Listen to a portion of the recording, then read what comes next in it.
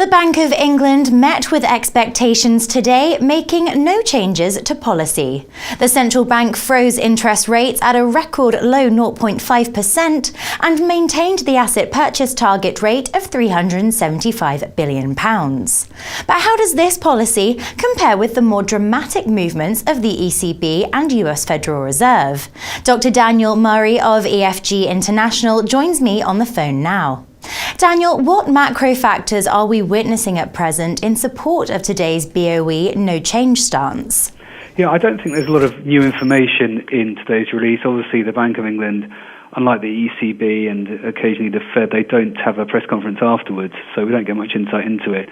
But it's certainly clear that there's been a lot of data coming out of the UK which is pointing to a much better growth environment than a lot of people had anticipated just a few months ago. So, for example, if we look at the PMI data, the service sector data, or the manufacturing sector version of that index, much stronger than expected and up at multi-year highs. GDP data has been stronger than expected. The labour market, although it hasn't been fantastically robust, the labour market has been stronger than the GDP growth numbers perhaps would have signalled it might have been. So overall, it's a good picture for the macroeconomy in the UK. There have, of course, been benefits to the UK economy from government policy, in particular the funding for lending scheme, but perhaps more importantly, the Help to Buy scheme, which is doing exactly what it says on the tin, in that it's helping to support the housing market. And that, for the UK economy, is certainly a very important factor.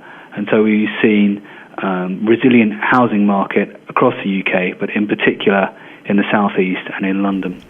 You mentioned there the ECB, and markets were rocked by the surprise move from the ECB today to shift rates to a record low of 0.25%.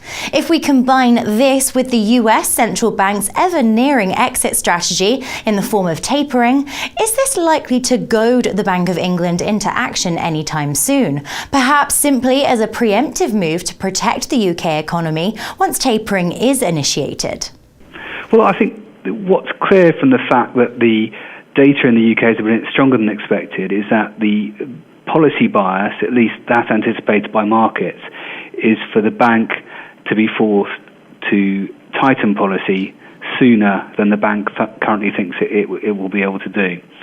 And what a stronger currency does is in effect, it's another form of tighter policy. So it will reduce the need, if it's sustained, for the Bank of England to tighten policy sooner. So we have this constant trade-off between rates and interest rates and exchange rates, such that if exchange rates are weak, then that tends to feed through into inflation, it tends to act as a stimulus to exports, and tends to be a support for growth, and so interest rate policy tends to be a bit tighter, and vice versa. If currencies are strong and stronger than perhaps the central bank might feel comfortable with, then that tends to impart a slightly weaker bias to their policy.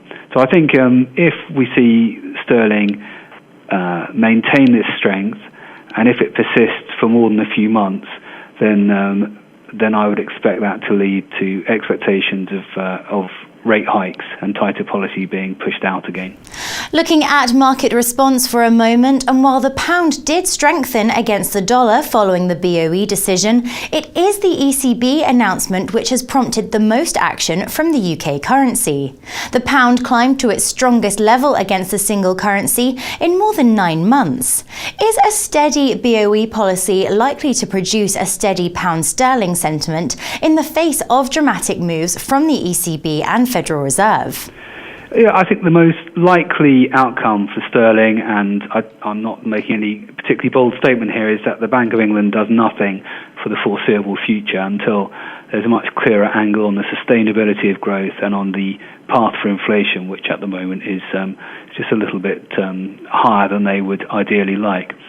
So I think that the outlook for sterling in that environment is not really contingent on what the Bank of England does. It's much more contingent on if the ECB sees fit to impart looser policy going forward and what the Fed does. It's not really something which the Bank of England will have much influence on. Looking ahead then to next week, and Mark Carney will be announcing quarterly growth expectations for the UK economy. With both the EU Commission and CBI providing optimistic forecasts, will the Bank of England confirm these views, do you think? And similarly, what of inflation data also released next week? Yeah, I think it's the Bank of England has done little to push back against market expectations that the growth environment is improving, and indeed they're sensible to do that because all the data, as I mentioned earlier, is pointing towards a stronger, more robust UK economic environment, and so I think there's a good chance that the Bank of England will raise the outlook for growth over the when the inflation report is released next week. I think that with specific regard to inflation, which obviously is the name of the report, so we'd hope that there is some comment on it. The Bank of England's current policy and its forward guidance is such that it will seek to maintain current policy until the unemployment rate is below 7%, but also subject to inflation expectations 18 to 24 months out being anchored at about 2%. So that their forecast for inflation has to be no more than 2% 18 to 24 months out. Now, with that in mind, I expect that their inflation outlook 18 to 24 months ahead will be at around about 2%. Which is consistent with their policy. Otherwise, they would be forced to make a change to policy. Thanks, Daniel. Want to hear more on that market-moving ECB rate decision? Then stay tuned to Dukascopy TV as we bring you the inside track. Goodbye for now.